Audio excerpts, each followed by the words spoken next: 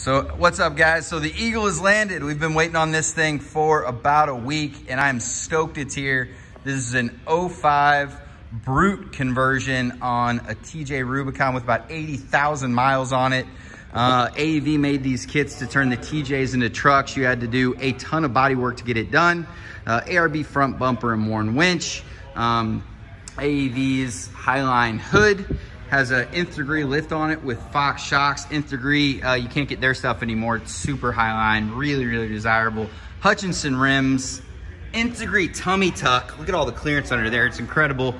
And then the piece de resistance on here. Look at this thing. It's awesome. So you actually get skylights in the roof on this, which is super cool. And then they also had a custom topper made for it. Obviously that's a one-off bed, so you're gonna have to have everything that fit it custom rack on top to fit your spare, rear winch as well. Just a really, really cool, unusual Jeep. Little box in the back as well.